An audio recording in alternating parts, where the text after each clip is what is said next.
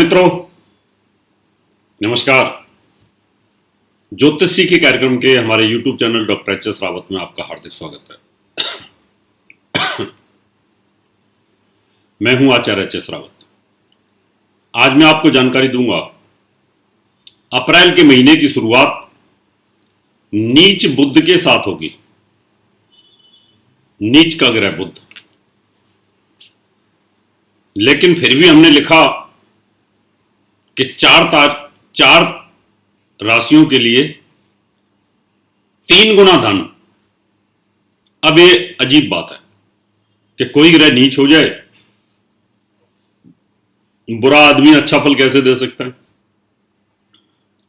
तो ज्योतिष का यही एक नियम है कि अगर कोई ग्रह नीच हो जाए और उसका नीचभंग राजयोग बना हुआ हो तो 3 गुना अच्छा फल करता है।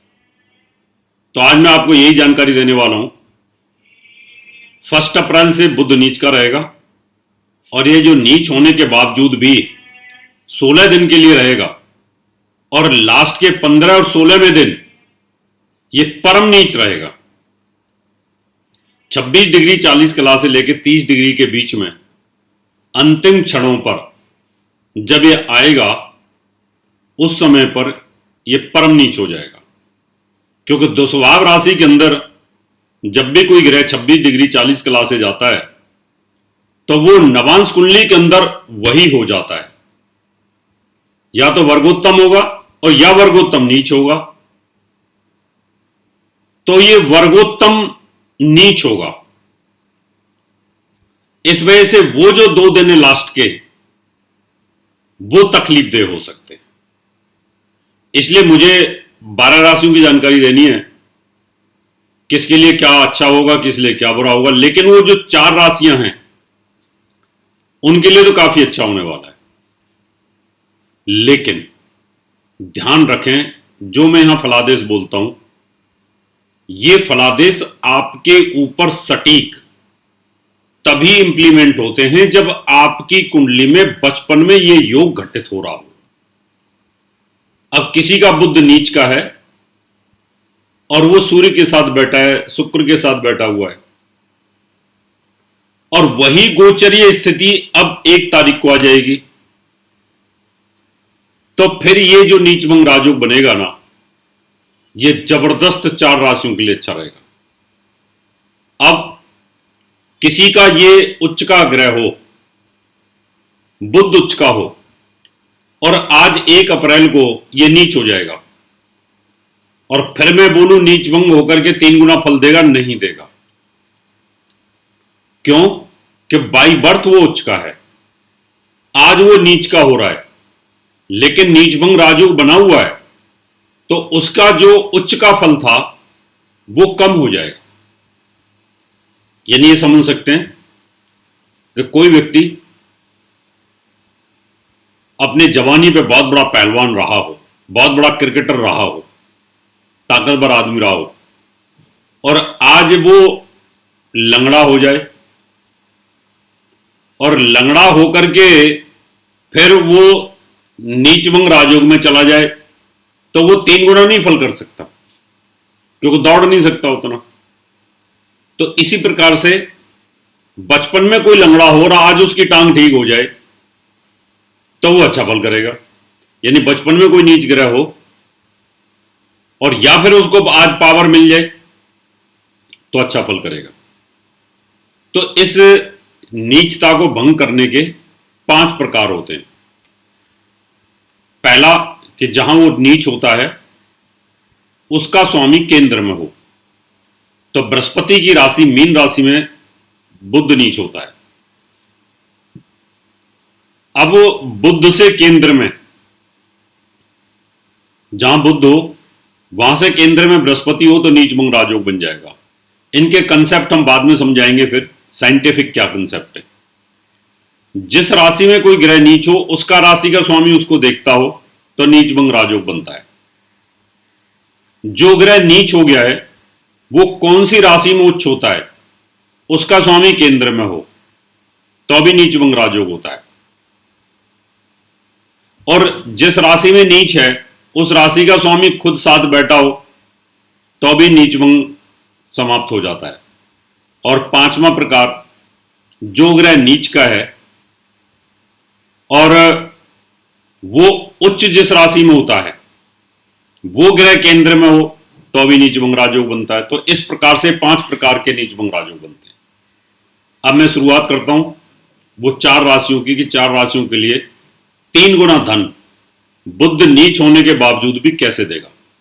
उससे पहले आपसे निवेदन करूंगा मेरा यूट्यूब चैनल सब्सक्राइब जरूर करें, नोटिफिकेशन बेल को दबाएं, वीडियो को शेयर करें और वीडियो लाइक। चलिए शुरुआत करते हैं। अब कौन कौन सी जो राशियां हैं उनसे बुध नीच होने वाला है वो मैं आपको जानकारी दूंगा। अभी हम बात करें वृष राशि की, तो वृष राशि बुध जो नीच है वो है 11वें भाव में वृष राशि वालों के लिए। और बुध जिस राशि में नीच है वो मीन राशि में, नीच राशि का स्वामी है, मीन राशि का स्वामी गुरु, वो केंद्र में बैठा 10वें भाव में, कुंभ राशि में आ जाएगा क्योंकि 6 तारीख को ये परिवर्तन कर लेगा तो उस समय नीच भंग राजयोग बन जाएगा। 6 तारीख के बाद के योग बता रहा हूं मैं आपको क्योंकि 6 से लेकर के 16 10 दिन के ये योग हैं। अब अगली राशि की बात करें हम, अगली राशि हमारे पास में सिंह राशि है। सिंह राशि में 8वें भाव में बुध नीच का है और 5 तारीख की रात को यानी 6 की सुबह गुरु कुंभ में आ जाएगा तो यहां से नीच भंग राजयोग बनेगा। तो इनके लिए भी जबरदस्त योग बनता है क्योंकि बृहस्पति केंद्र में आएगा तो धन तो देगा। अब हम बात करते हैं वृश्चिक राशि की, तो वृश्चिक राशि वालों के लिए क्या होगा, बुध पंचम में नीच का है और केंद्र में बृहस्पति है तो अभी नीच भंग राजयोग बनेगा। ये योग 6 तारीख से इंप्लीमेंट होंगे, 6 से लेकर 16 के बीच में। और जो 5 दिन का पीरियड रहेगा उसमें बुध की नीचता रहेगी, स्टार्टिंग के फेज के ऊपर रहेगी, तो वहां पर बहुत अच्छी स्थिति नहीं है लेकिन फिर भी इसको अच्छा कहा जाएगा। अब हम बात करते हैं अगली राशि की। कुंभ राशि के अंदर बुध जो है धन भाव पर नीच है लेकिन धन का स्वामी लगन में राशि के अंदर गुरु नीच भंग राजयोग बना के बैठा हुआ है। तो इस प्रकार से अगर हम देखें इनको तो ये जो 4 राशियां हैं इन 4 राशियों पर इसका 3 गुना इफेक्ट आएगा। और जो स्टार्टिंग फेज है, स्टार्टिंग फेज में 1 अप्रैल से लेकर के 5 अप्रैल तक की भी जानकारी आपको देता हूं। 1 अप्रैल को नीच हो जाएगा बुध लेकिन उच्च के शुक्र के साथ रहेगा। अगर कोई ग्रह उच्च का हो उसके साथ नीच ग्रह बैठा हो तो भी नीच भंग राजयोग बनता है। तो इस वजह से 6 तारीख के बाद में पूर्ण रूप से नीच भंग राजयोग बनेगा और 1 तारीख से भी यह बनेगा। लेकिन अंत जो है 15 और 16 तारीख यहां पर यह परम नीच हो जाता है। नीच भंग राजयोग तो रहता है यानी नवांश कुंडली में भी नीच हो जाता है। अब कोई ग्रह मैन कुंडली में नीच हो, नवांश में कुंडली में नीच हो तो वर्गोत्तम बोला जाता है। लेकिन शुभ ग्रह वर्गोत्तम हो, स्वराशि के अंदर वर्गोत्तम हो तो वो फिर अच्छा फल करता है। लेकिन वर्गोत्तम ग्रह अगर बुरा हो तो उसको हम अच्छा नहीं कह सकते।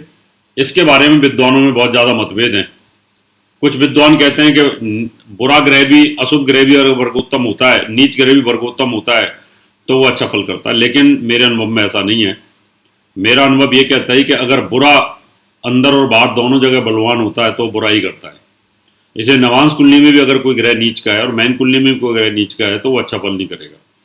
और ऋषि पारसेज ने भी ये कहा है। तो ये जो 4 राशियां मैंने बताई हैं इनके लिए बहुत अच्छा फल रहेगा। मेरी शुभकामनाएं आपके साथ हैं। आप भी अपनी कुंडली दिखाना चाहते हैं, बनवाना चाहते हैं, वास्तु विजिट कराना चाहते हैं तो आप अपॉइंटमेंट लेकर के मुझे संपर्क कर सकते हैं। अब समय आज से इजाजत लेने का, अगले एपिसोड में आपसे फिर मुलाकात करेंगे। तब तक के लिए नमस्कार। और मुझे संपर्क करने के लिए मैं आपको अपना पता देता हूं, आप इसको नोट कर सकते हैं। दर्शकों, अगर आप अपनी कुंडली दिखाना चाहते हैं, घर का नक्शा बनवाना या वास्तु विजिट पूजा पाठ करवाना चाहते हैं तो आप हमें निम्न पते पर संपर्क कर सकते हैं। हमारा दिल्ली का पता है महर्षि पराशर ज्योतिष विद्यालय, C9 महिंद्रा पार्क, पंखा road, near Janakpuri C1 bus stand, new Delhi 59। Phone number 01125638157 25638168। Mobile number 9811144156 9212286090। Email info@astrohubworld.com। Website www.drhsrawat।